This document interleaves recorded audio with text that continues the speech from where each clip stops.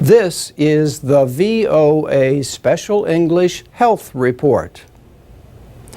The International Red Cross movement grew out of a major battle in the unification of Italy.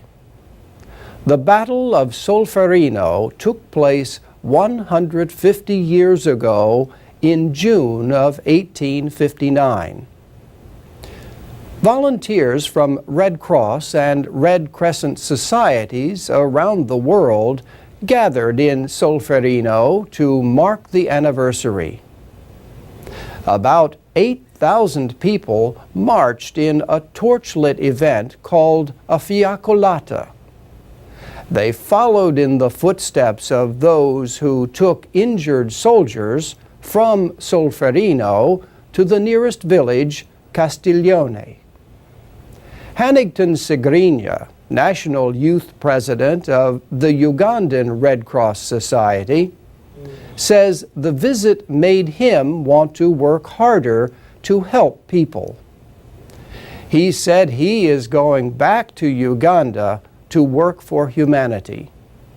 He said when young people come together, they have the possibility of doing whatever it takes to make the world a better place. In the battle, Allied French and Sardinian troops defeated the Austrian army. Around 6,000 men were killed and more than 30,000 were wounded. Yet, says Swiss historian François Bougnon, the battle lasted only 12 hours. He says a Swiss businessman named Henri Dunant was horrified by what he saw. Thousands of wounded were brought to the next town of Castiglione. There was almost no medical assistance.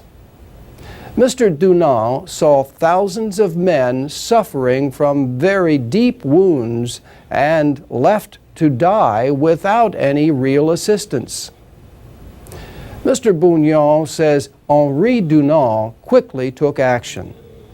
The businessman got local women to provide food and water. He also got them to dress the wounds of soldiers without concern for their nationality. Mr. Dunant later wrote a book called A Memory of Solferino. In it, he launched two ideas. One was the idea of voluntary relief societies to provide assistance to the wounded or other people. This led to the Red Cross and Red Crescent movement. The second idea was a treaty protecting the wounded and medical personnel on the field of battle. This, explains historian François Bougnon, is the origin of the Geneva Conventions. Stephen Ryan is the communications officer for youth and volunteers at the International Federation of Red Cross and Red Crescent Societies. He says it is important to get young people involved in volunteer work at an early age. He says young people need to be given the chance to feel like they are making a difference in the world. And that's the VOA Special English Health Report.